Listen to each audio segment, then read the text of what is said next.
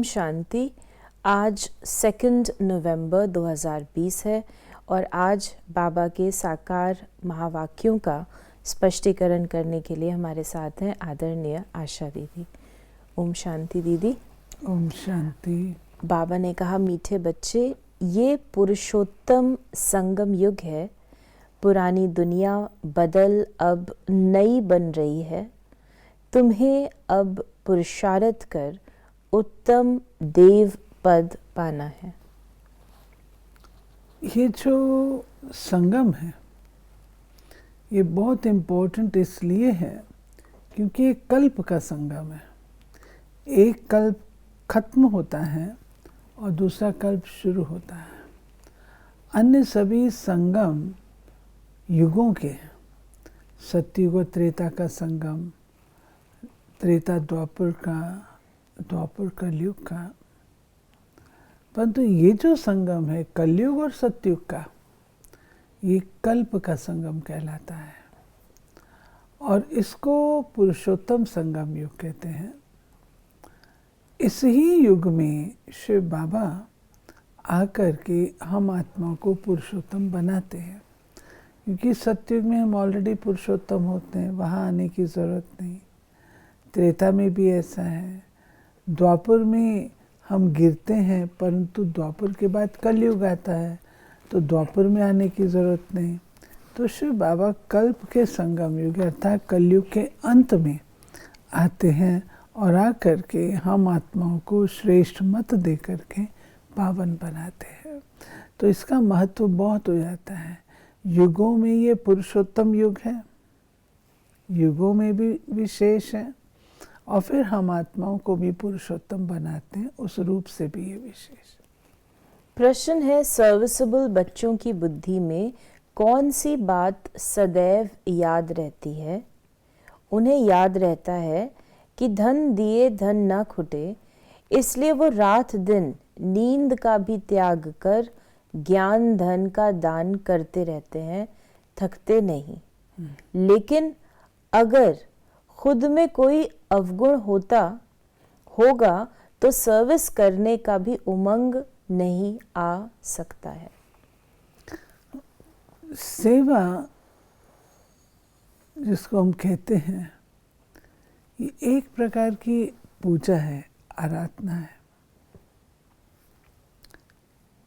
सेवा वही कर सकता है जो सशक्त है। जो कमज़ोर है वो तो सेवा नहीं कर सकता। क्या करेगा? वो अपने आप को ही संभाल ले, वही बहुत है। लेकिन जो सेवा करता है वो पावरफुल होता है और पावरफुल होने के कारण वह सेवा में थकता नहीं है। थकना माना कमज़ोरी है। जैसे आम तौर पे भाई बहनें कहते मैं बहुत थक गई, मैं बहुत थक गया। किस बात से थक गया? सेवा से तो दुआएं मिलती हैं। नौकरी तो नहीं कर रहे हम, सेवा कर रहे हैं, तो सेवा से तो बहुत शुभ भावनाएं मिलती हैं, दुआएं मिलती हैं, उसमें थकावट लगती ही नहीं है। सेवा में कमाई ही कमाई है और कमाई में व्यक्ति थकता नहीं है। परंतु अगर अभिमान होता है, दे अभिमान होता है, अपने किए का अहम होता है, तो फिर सेवा थकाती ज़रूर है। एक भाषण करने के बाद, दो भाषण करने के बाद कहेंगे अब हम और नहीं करेंगे। क्यों? हो गया, बहुत हो गया, इतना ही आज के दिन के लिए काफ़ी है। लेकिन जो सेवाधारी होता है उसको बाबा की मदद मिलती रहती है, निर्माण चित्त होता है, सर्विसेबल, क्योंकि उसके गुण और शक्ति में सेवा करता है तो निर्माण चित्त होता है, तो उसको थकावट नहीं, उसकी एनर्जी बनी रहती है, उमंग उत्साह बना रहता है। बाबा ने कहा, बाप सिर्फ शिक्षा देंगे, संभालते रहेंगे, क्योंकि बाप के तो घर में ही बच्चे रहते हैं। इसलिए बाबा ने कहा जैसे रोज़ रोज़ टीचर पढ़ाते हैं, बाप सिर्फ शिक्षा देंगे, संभालते रहेंगे, क्योंकि बाप के तो घर में ही बच्चे रहते हैं, माँ बाप साथ रहते हैं, यहाँ तो ये वंडरफुल बात है, रूहानी बाप के पास तुम रहते हो। एक तो रूहानी बाप के पास मूल वतन में रहते हो, फिर कल्प में एक ही बार बाप आते हैं बच्चों को वर्षा देने व पावन बनाने, सुख व शांति देने, तो ज़रूर नीचे आकर रहते होंगे। बाबा याद दिला रहे कि तुम कहाँ के रहने वाले हो, मूल वतन के रहने वाले, मूल वतन से यहाँ पर आते हो, पाठ बजाते हो और फिर आपको वापस लौटना। मूल इसको कहा था ओरिजिनल। ओरिजिनल तो ओरिजिनल आत्मा अपने अनादि स्वरूप में वहाँ की वासी होती है। वो हमारा अनादि धाम है, परम धाम है, निराकारी धाम है, जहाँ हम आत्माएं निराकारी स्वरूप में रहती हैं। तो बाबा कहते हैं वहाँ से तुम आते हो पाठ बजाने। बाप कहते हैं मुझे कल्प कल्प पतितों को पावन करने की ड्यूटी मिली हुई है। आज बाबा ने ये कहा। और कोई नहीं कर सकता है ना, तो ड्यूटी भी तो बाबा स्वयं अपने ऊपर ले रहे हैं। हम बच्चे कैसे ड्यूटी देंगे? हाँ, ये ज़रूर है कि हम बच्चे जब तंग हो जाते हैं, परेशान होते हैं, तो बाबा को पुकारते हैं। बाबा को पुकारते हैं तो बाबा कहते हैं कि बच्चे अभी मैं आऊँगा और तुमको पावन बनाऊँगा। ये वो वायदा देता है। जब वो वायदा देता है तो बच्चे बाबा को वायदा याद कराते हैं, बाबा आपने कहा था। तो बाबा कहते हैं क्या मुझे याद कराने की ज़रूरत है? मुझे तो पता है ये मेरी ड्यूटी है, मैं ही कर सकता हूँ और तो कोई कर ही नहीं सकता है, इसलिए मैं अपने आप आता हूँ, तुम्हारे बुलाने पर भी नहीं आता हूँ। सारी दुनिया में ऐसा कोई मनुष्य नहीं जिसको ये पता हो कि ये पुरुषोत्तम संगम युग है। ज़रूर तुम संगम युग पर हो तब तो समझाते हो। मुख्य बात है ही संगम युग की। फिर बाबा ने कहा मनुष्य समझते हैं कलयुग में अभी बहुत वर्ष पड़े हैं, बिल्कुल ही घोर अंधियारे में है, तो समझाना पड़े नई दुनिया के मालिक ये लक्ष्मी नारायण है। यह पूरी निशानी। तुम कहते हो इस राज्य की स्थापना हो रही है, गीत भी है नवयुग आया अज्ञान नींद से जागो। ये तुम जानते हो अब संगम युग है, इनको नवयुग नहीं कहेंगे। बाबा ने स्पष्ट किया कि संगम युग पर देवता नहीं होते। संगम युग पर पुरुषार्थ की स्टेज है और ब्राह्मण होते हैं। घोर अंधकार है ना, जिसको बाबा ने कहा। तो अगर उस दुनिया में थोड़े से ब्राह्मण बन भी जाएं तो सारी दुनिया तो अंधकार में ही है। तो बाबा का जो आना होता है वो उस समय आना होता है जब ये अंधकार का शमन करना है, समाप्त करना है। वो होता है संगम पर, कलयुग के अंत में। लोग तो आयु लंबी कर बता देते हैं, इतने लंबे, ऐसा नहीं है।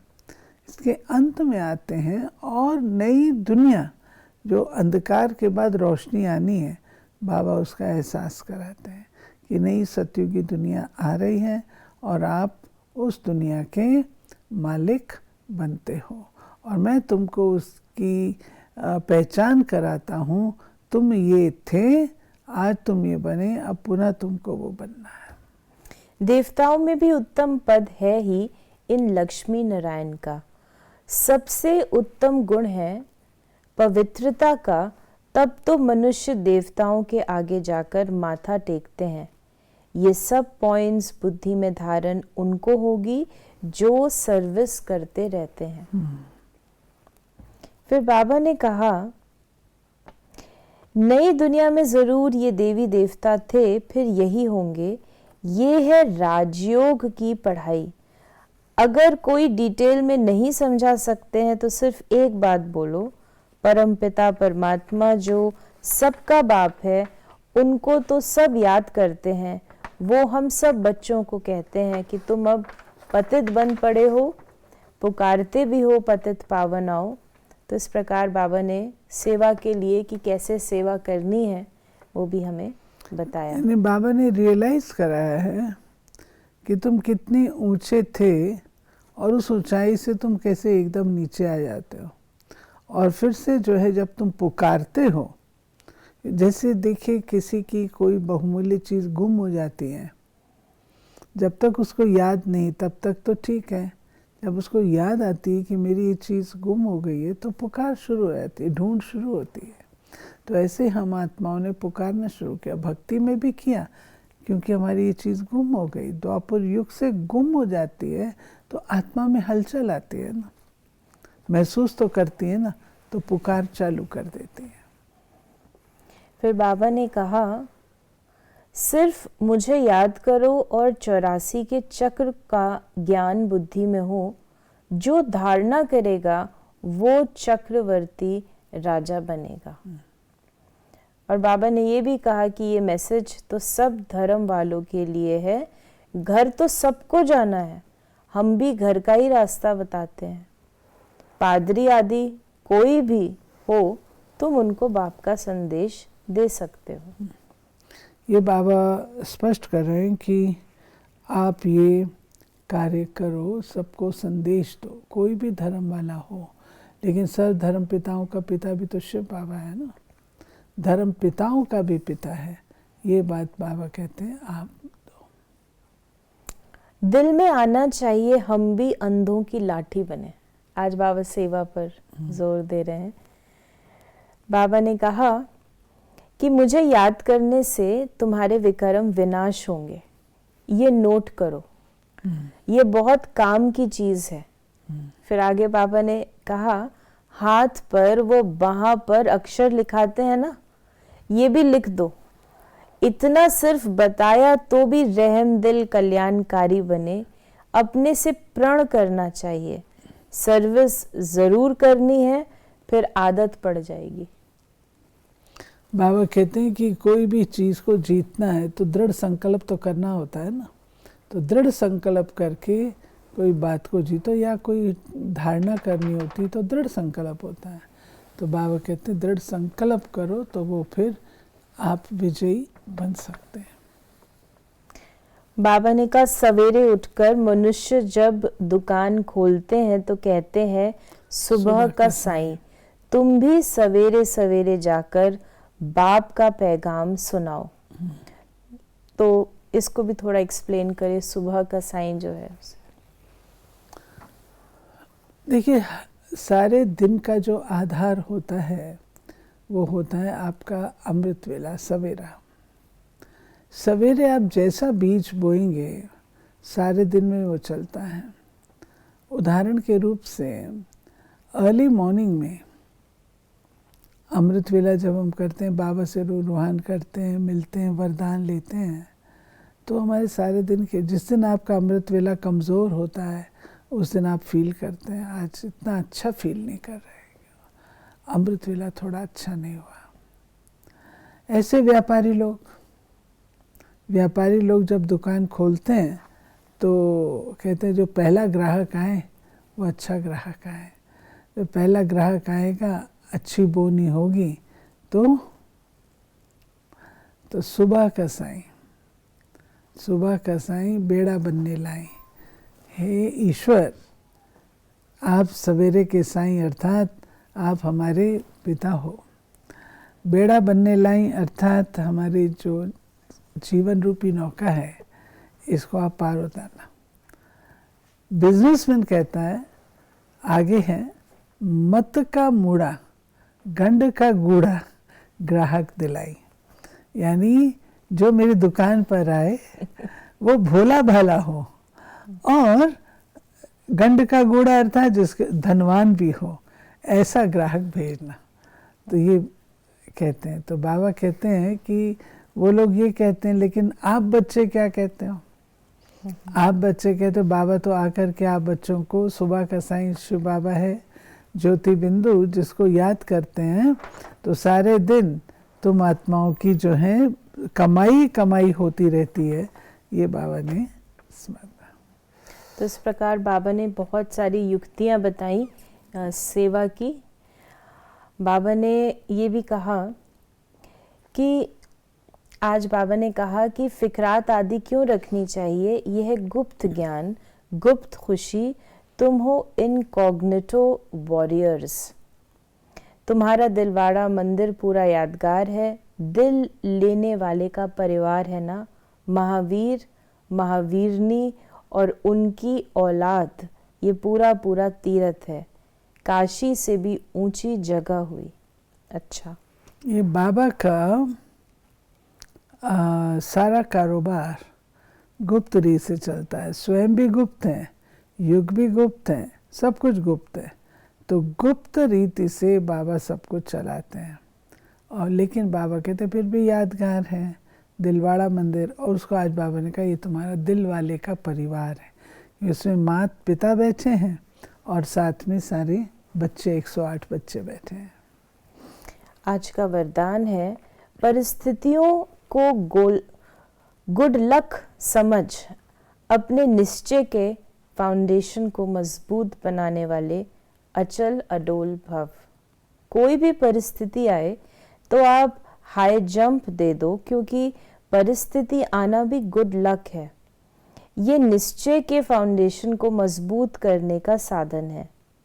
आप जब एक बारी अंगद के समान मजबूत हो जाएंगे तो ये पेपर भी नमस्कार करेंगे। पहले विकराल रूप में आएंगे और फिर दासी बन जाएंगे।